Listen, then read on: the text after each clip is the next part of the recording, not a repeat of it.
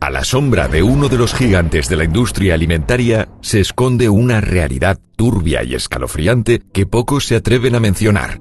Nestlé es una empresa fundada por un joven alemán amante de la química llamado Henry, que tuvo el sueño de solucionar un problema que acontecía en su época: la mala nutrición e infecciones en niños a temprana edad. Pero lo que nunca se iba a imaginar este joven farmacéutico es que su sueño iba a terminar en una empresa que esconde en su historia cientos de muertes debido a sus mentiras absurdas, explotación de recursos naturales y violaciones a los derechos laborales en países poco desarrollados. El pasado turbio de Nestlé nos revela un panorama triste y desgarrador: engaños, abusos de poder y un apetito insaciable de dinero. Mientras los consumidores disfrutan de sus productos, miles de personas en países desfavorecidos sufren las consecuencias de esta gigantesca multinacional. Adentrémonos en las profundidades de esta oscura historia. Descubramos los secretos ocultos detrás de los chocolates, cereales, cafés, helados y muchos otros productos. Es momento de abrir los ojos y enfrentarnos a la cruda realidad que se oculta detrás de la fachada de esta poderosa empresa, Nestlé.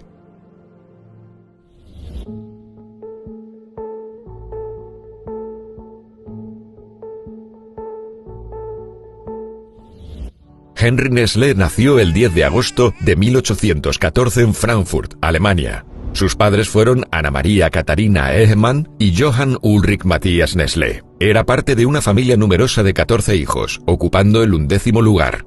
Su padre, Johann, estaba a cargo del negocio de la herencia familiar. Era vidriero y este negocio les proporcionaba una buena fuente de ingresos a la familia. A principios del siglo XIX, la química no se consideraba una ciencia, así que no era algo que se podía aprender en la universidad. Los farmacéuticos de la época obtenían su educación principalmente en cursos académicos y formaciones. Una vez finalizada esta formación, el siguiente paso era poner en práctica todo lo que habían aprendido. Esto podía ser en casa o en el extranjero. Como Henry era un amante de la química, decidió mudarse a Suiza para completar su práctica como farmacéutico, que terminó en 1833. 6 años después se convirtió en asistente de farmacéutico. Esto lo autorizó de manera oficial a poder realizar experimentos químicos y vender medicamentos. En 1843, Henry no era un hombre adinerado, pero logró conseguir financiación y se compró una propiedad en Rouvenage. Esta propiedad incluía una casa junto a un molino de aceite, una prensa, un aserradero, una destilería, cobertizos, un jardín y muchas otras cosas. Aquí es donde inició el proceso de fabricación de algunos productos, como el vinagre y los aguardientes de frutas. Incluso compró algunos viñedos para producir uvas y usarlas en el proceso de la elaboración del vinagre. Henry, junto a su esposa Clementine, habían notado que en aquel entonces la nutrición infantil era realmente un problema difícil de abordar, y era imposible encontrar alimentos sustitutos para los bebés. Las madres alimentaban a sus bebés con leche de diferentes animales, ya que a sus bebés no les gustaba la leche materna o eran alérgicos. Sumado a eso, también había muy malas condiciones higiénicas que ponían en riesgo la salud del bebé. Henry quería resolver estos problemas y vio la necesidad urgente de crear alimentos procesados. Un niño de cada 3 moría por la falta de sustitutos alimenticios infantiles de buena calidad. Finalmente, en 1835, Nestlé desarrolló el primer alimento para bebés. El producto era una combinación de pasta de leche y azúcar. Sin embargo, poco después, él admitió que no era adecuado para el uso diario y eliminó la pasta de la leche de la mezcla. Para el año 1867 ya había inventado y producido algunos productos lácteos en polvo, el cereal infantil. Empezó a combinar leche de vaca con azúcar y cereales como trigo y arroz. De esta forma, creó un producto que se convirtió en un sustituto de la leche materna. A la edad de 50 años tenía un negocio próspero que además fue aprobado por médicos y profesionales en atención materna y tuvo una gran popularidad en varios países como Noruega, Estados Unidos, Gran Bretaña, Alemania y España.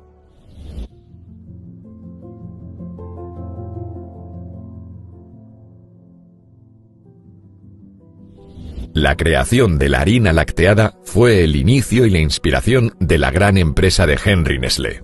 Al pasar los años amplió su línea de productos y se unió con Peter Kayler-Kohler, que con años de esfuerzo lograron encontrar la fórmula perfecta del chocolate con leche en 1875. Y sumado a eso, otro éxito tocaría las puertas de la empresa forjada por Nestlé. En 1938 se inventó el famoso y popular Nescafé, que logró rápidamente ser reconocido a nivel mundial como el café preferido de las Fuerzas Armadas americanas durante la Segunda Guerra Mundial.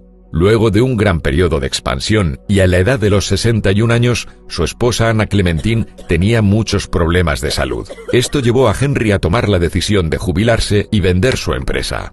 Los nuevos propietarios que se hicieron cargo de Nestlé tenían grandes planes para expandirse, y en 1905 se fusionaron con una empresa rival que vendía productos similares, llamada Anglo-Swiss, y juntos se hicieron conocidos como el Grupo Nestlé. Al unir todos sus recursos en lugar de competir, les permitió dominar más fácilmente el mercado y expandir sus líneas de productos. Las ventas parecían estar disminuyendo y el grupo Nestlé comenzó a volverse aún más codicioso. Necesitaban hacer llegar la fórmula más popular de la empresa a todos los bebés del mundo para poder generar la mayor ganancia posible. La empresa haría una jugada maestra, pero a su vez la mostraría a ojos de todo el mundo. A principios de 1970, la preocupación por parte de médicos y nutricionistas aumentó considerablemente en Asia, África y América Latina. Cada vez eran más frecuentes los casos de malnutrición en bebés muy pequeños que estaban siendo alimentados con el reemplazo de la leche materna.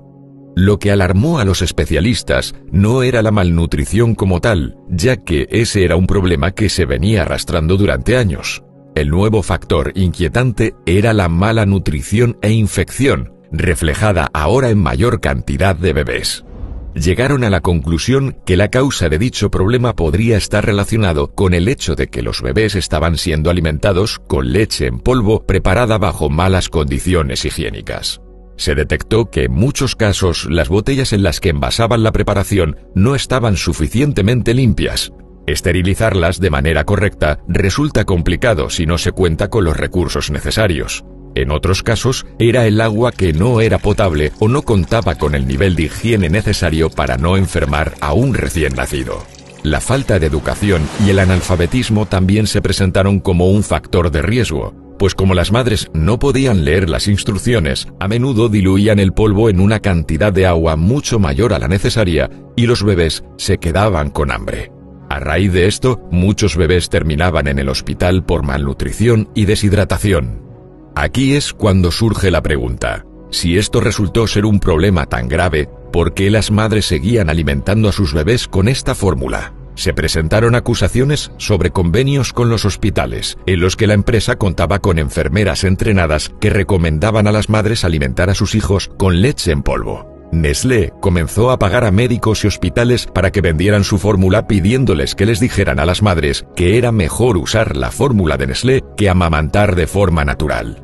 La empresa contrató enfermeras falsas encargadas de entregar muestras gratis del producto a las madres para que cuando dichas muestras se acabaran, las madres ya no estarían produciendo leche de forma natural y así no les quedaría otro remedio más que pagar el costoso producto de Nestlé para mantener con vida a sus hijos. Si bien para la empresa esta estrategia tuvo resultados extraordinarios, las consecuencias de estas acciones fueron de un gran escándalo internacional. Se estima que millones de bebés murieron o sufrieron una grave deficiencia de nutrientes esenciales.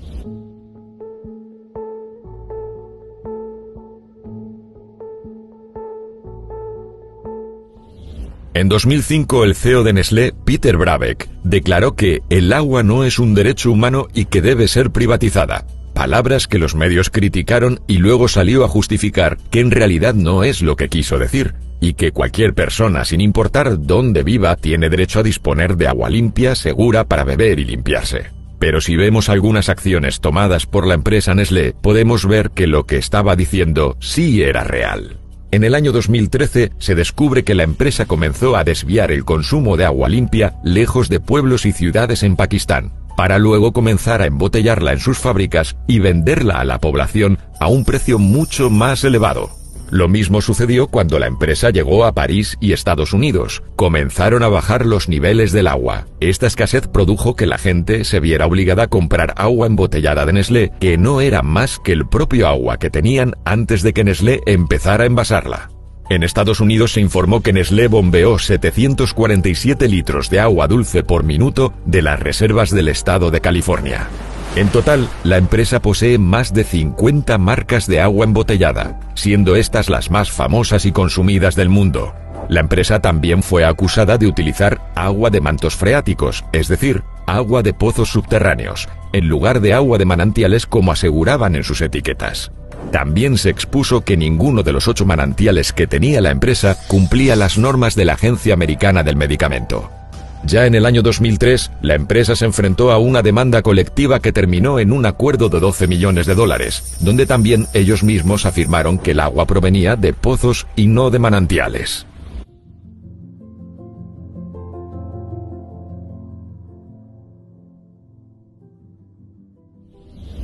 Nestlé está en todas partes, desde el agua hasta productos de nutrición y salud. Sin embargo, ¿alguna vez te has puesto a pensar por cuántas manos ha pasado tu tableta de chocolate o los cereales que consumes a diario? La verdad es que casi nunca pensamos en eso. Nestlé está acusada de haber ejercido trabajo forzado y explotación infantil en las granjas de cacao. Esta información no salió a la luz hasta el año 2000, que se hizo pública a través de un informe que incriminó a la empresa, haciendo hincapié en que el gigante alimentario era plenamente consciente de las deplorables condiciones en las que trabajaban los niños. La compañía se propuso acabar con el trabajo forzado para el 2005. Sin embargo, todo quedó en la nada. Ese mismo año, el Fondo Internacional de Derechos Laborales demandó a Nestlé, entre otras empresas, aduciendo que 3 niños, representados por esta entidad, fueron traficados ilegalmente desde Mali a Costa de Marfil. También alegaban que los niños sufrían agresiones físicas. La respuesta de Nestlé fue que para ellos es imposible verificar todo el proceso de fabricación. Otra situación que dejó mal parada la compañía fue contra el gobierno de Etiopía en 2002, pues la multinacional exigió $6 millones al gobierno, a uno de los países más pobres del planeta. Parece ser que durante la década de 1970, el régimen militar de la nación confiscó todos los activos de empresas extranjeras y los nacionalizó. Posteriormente, esos bienes fueron comprados por Nestlé, con el pretexto de que todos esos activos que el Estado africano confiscó le pertenecían actualmente a Nestlé. El país estaría en deuda con ellos. Si bien la justicia de alguna manera respaldaba el reclamo de Nestlé, estaban en una época bastante inoportuna, ya que la nación estaba siendo amenazada por una hambruna que podría haber acabado con la vida de más de 15 millones de habitantes. Con el dinero que la empresa exigía, se podría haber proporcionado agua potable a una gran parte de la población. Pese al conocimiento de la situación y los grandes registros de ventas de Nestlé, esta siguió firme con la denuncia. Siendo realistas, $6 millones no eran nada para Nestlé. Los medios hicieron eco de esto y la población comenzó su amenaza de boicot, lo que obligó a ceder a la multinacional. Finalmente la deuda se liquidó por menos de la mitad de lo que pedían en un principio, y además se prometió que invertirían en la economía local. Si crees que las polémicas de Nestlé se acaban aquí, estás muy equivocado. Por ejemplo, en 2007, Purina, una de las marcas de Nestlé, fue acusada de vender alimentos contaminados para mascotas. Estos productos tuvieron que retirarse del mercado y registraron casos de enfermedad e incluso muertes de diferentes animales.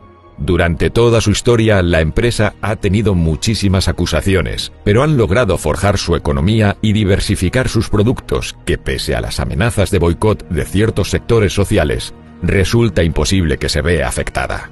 La empresa es tan grande y tienen tanta variedad de productos que están alrededor de todo el mundo, que cuando vayas a un supermercado y compres cualquier producto, es posible que sea propiedad de Nestlé. Es increíble que Henry Nestlé fundara la empresa para una buena causa, con la noble intención de ayudar a solucionar problemas de nutrición y salud en los niños, pero el sólido crecimiento y las alianzas maliciosas fueran desplazando este propósito para hacer más y más dinero sin importar a qué coste. ¿Conocías todas estas polémicas de Nestlé? Si te has quedado con ganas de más historias, tan solo haz clic en este vídeo. Espero verte aquí. Recuerda suscribirte y dar like. Sueña en grande y nos vemos en la próxima.